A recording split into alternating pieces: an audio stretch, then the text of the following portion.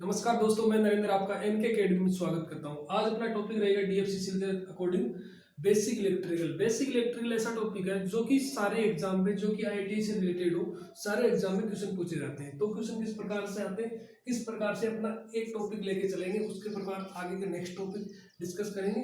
तो अपना पहला टॉपिक रहेगा प्रतिरोध यानी रेजिस्टेंस। तो रेजिस्टेंस से किस प्रकार से क्वेश्चन आते हैं, आज तक हमने पढ़ा कि उस हिसाब से क्वेश्चन आते हैं या क्वेश्चन किस हिसाब से आते हैं एग्जाम के लेवल के, उस हिसाब से अपन रेजिस्टेंस को पढ़ेंगे। तो प्रतिरोध, जो कि आप बेसिक सा जानते हो कि विद्युत धारा के मार्ग में बाधा उत्पन्न करने वाले कारक रेजिस्टेंस कहलाते हैं। आज तक ये क्वेश्चन बेसिक छोटी एग्जाम में पूछा जा सकता है, लेकिन ऐसा क्वेश्चन नहीं आता है। आजकल क्वेश्चन आता है सीधा सीधा कि रेजिस्टेंस किस पे निर्भर करता है, या रेजिस्टेंस को किस प्रकार से आगे समझेंगे कि किस प्रकार से बड़े लेवल पे क्वेश्चन पूछे जाते हैं, डीएफसीसी जूनियर एग्जीक्यूटिव की पोस्ट में किस प्रकार से क्वेश्चन आते हैं वो देखते हैं। तो इसका फॉर्मूला होता है आर बराबर रो एल अपॉन ए। रेजिस्टेंस का मात्रक ओम होता है, ये सबको पता ही है।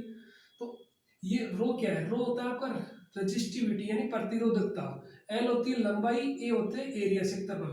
यानी ये किस पे निर्भर करता है, ये निर्भर करता है आपका रजिस्टिविटी, लंबाई और क्षेत्रफल पे निर्भर करता है। तो ये इसका फॉर्मूला, ये मोस्ट इंपोर्टेंट फॉर्मूला है, यहाँ से क्वेश्चन बन सकता है डीएफसीसी के एग्जाम, ये नोट कर लो।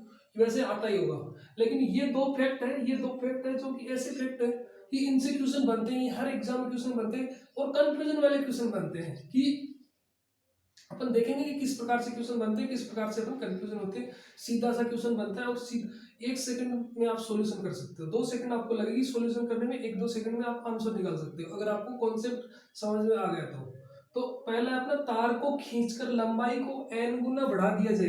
यानी एक तार है, इस तार को खींच करके,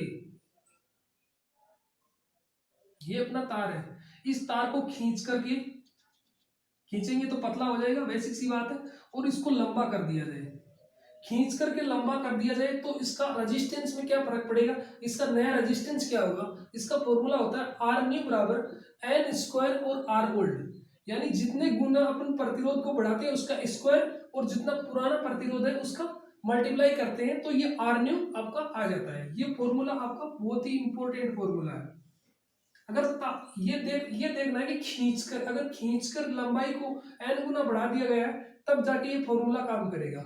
अब एक क्वेश्चन बनता है, नेक्स्ट देख लो, ये क्वेश्चन कैसे बनता है। यदि किसी तार को जोड़कर, किसी n तार को जोड़कर n गुना लंबाई को बढ़ा दिया जाए, यानी लंबाई को n गुना बढ़ा दिया जाए तो क्या होगा, तो नया रेजिस्टेंस क्या होगा, रेजिस्टेंस पे क्या फर्क पड़ेगा। तो आर न्यू बराबर होगा n इंटू आर ओल्ड, यानी पुराना प्रतिरोध है उसमें सीधा सीधा n को मल्टीप्लाई कर देंगे तो अपना आर न्यू आ जाएगा। तो ये होता है आपको बिना खींचे हुए किसी तार को जोड़कर अगर प्रतिरोध पूछा जाए कि एक एक्स्ट्रा तार को जोड़ दिया जाए फिर प्रतिरोध, नया प्रतिरोध क्या होगा। तो ये दोनों फॉर्मूले हैं, ये खींचे हुए तार का, ये बिना खींचे हुए, इसको जैसे भी लिख सकते हो आपको बिना खींचकर, याद रखने के लिए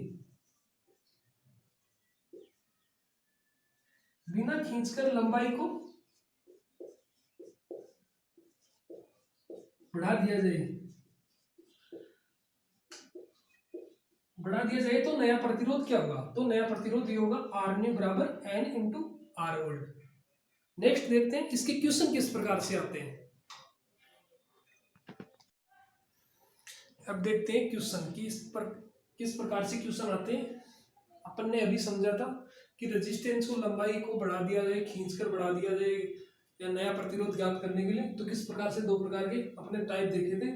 तो उसके आधारित अपने क्वेश्चन देखते हैं उसमें किस प्रकार से एग्जाम में क्वेश्चन आते हैं।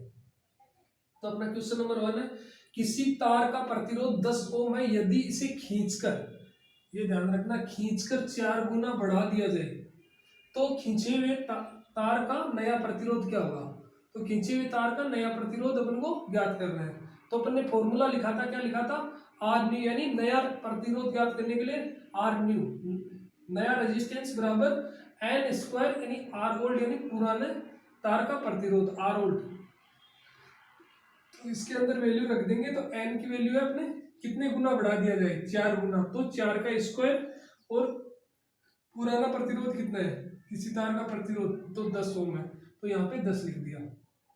तो 4 का स्क्वायर 16 इंटू 10 बराबर 160 ओम, इसका राइट आंसर आ गया। नेक्स्ट देखते हैं 2 नंबर का क्वेश्चन। किसी तार का प्रतिरोध 10 ओम है, यदि इसे यदि इसमें किसी अन्य तार को जोड़कर लंबाई को 4 गुना बढ़ा दिया जाए तो नया तार का प्रतिरोध क्या होगा? तो नया तार का प्रतिरोध होगा आर न्यू बराबर, अब की बार खींचकर नहीं बढ़ाया गया, ये देखो बिना खींचे हुए तार का प्रतिरोध है जो कि हमने देखा था।